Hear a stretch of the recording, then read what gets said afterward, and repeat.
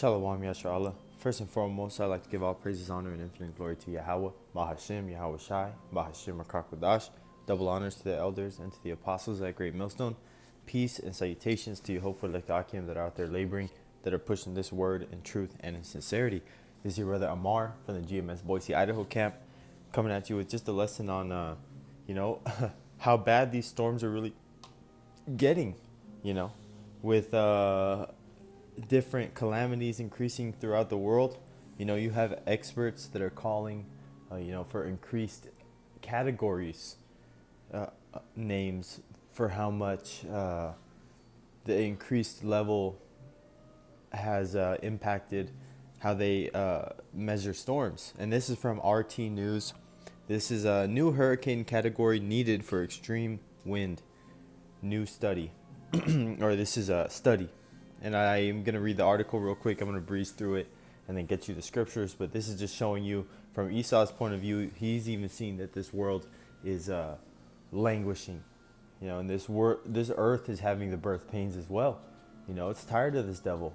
And I always think of that movie, The Avatar, at the end when all the creation and all the animals come together in unison and they fight against Esau, which was trying to get the unobtainium or something like that, the mineral that they're mining and destroying their world.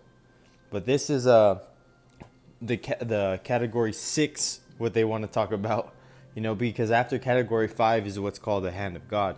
But this is RT News.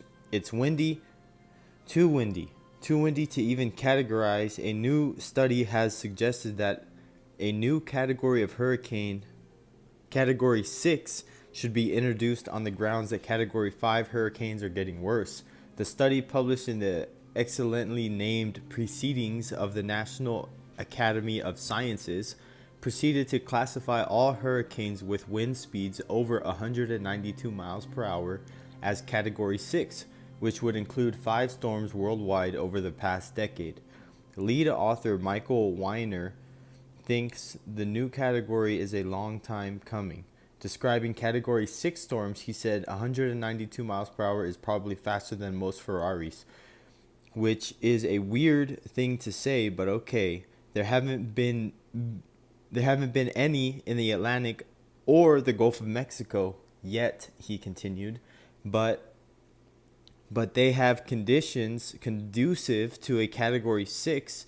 It's just luck that there hasn't been one yet. Okay, so he's not sure how fast they are or where they are or why they aren't where they should be, but there's a good reason behind the vagueness. Our main purpose is to raise awareness that climate change is affecting the most intense storms, he said. The recommendation is not due to become an official scientific classification, so don't expect to not see any storms that might be faster than a car anytime soon, or not, weather permitting.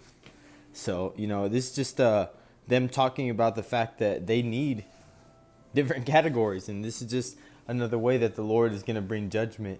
Because on top of a blackout, if you have a storm, if you have something that is destroying your shelter, as you can see these houses in the background, if it's flooding and it's destroying your shelter, that's in a very increased chance for you to die.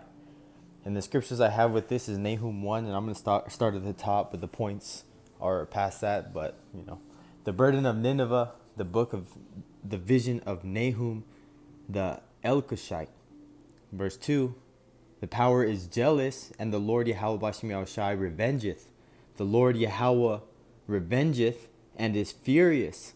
The Lord Yahweh will take vengeance on his adversaries, and he reserveth wrath for his enemies. This is the long time coming of the judgment coming on Esau, Edom, and the 2/3. This is verse 3. The Lord Yahweh Bashim Yahushai is slow to anger and great in power, and will not at all acquit the wicked. Being Esau, Edom is not going to get a scot-free, get out of jail free ticket. The Lord Yahweh Bashim Yahushai hath his way in the whirlwind and in the storm, and the clouds are the dust of his feet, showing you how the Lord Yahweh Bashim Yahushai can bring a storm out of nowhere and be in the midst of that, controlling who's getting judged, who's getting flooded, who's getting hit by a flying stick that goes through their head, man. You know, who gets a car flipped over on top of them, you know, with the whole family inside, man. No one makes it out. You know, the clouds are the dust of his feet. Hey, man, because the Lord, you know, like it says, scriptures say, heaven is my throne and earth is my footstool. You know, what temple shall man make me? You know, roughly paraphrasing. But it's just showing you that this earth is nothing. This to have that power. And if you've ever been at sea, and if you ever seen a storm or even been close to a hurricane, you know, I've been on some crazy storms by the coast, but I've never seen a hurricane, and I can't imagine 192 mile per hour winds. That's crazy. This is verse 4 continuing. He rebuketh the sea and maketh it dry, and drieth up all the rivers. Bashan languisheth, and Carmel, and the flower of Lebanon languisheth. You know, bringing calamities on different lands whenever he wants. Verse 5, the mountains quake at him, and the hills melt, and the earth is burned at his presence. Yea, the world and all that dwell therein. Just like I'm thinking of like Mount Sinai, you know, when the burnt mountaintop, you know, when it came down in the chariot, the mountains quaked, you know, bringing those earthquakes. Even the earth is trembling at his presence. You know, it's crazy, man. That's like power that you can't even imagine. Verse 6, who can stand before his indignation, this righteous anger? Who's going to go against a righteous judgment that the Lord is enacting? No one. And who can abide in the fierceness of his anger? His fury is poured out like fire, and the rocks are thrown down by him.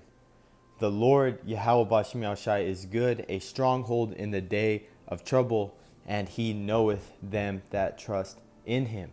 So if you're doing the right thing, you ain't got to be worrying about the judgment of the Lord, you know. And if the judgment of the Lord comes upon you and you're doing the right thing, then that's the Lord bringing your destiny to you. Because some brothers' destiny is to go out like that, you know, so to be martyrs for the faith, you know, which are, you know, it's an honorable thing, but it's a hard thing, man.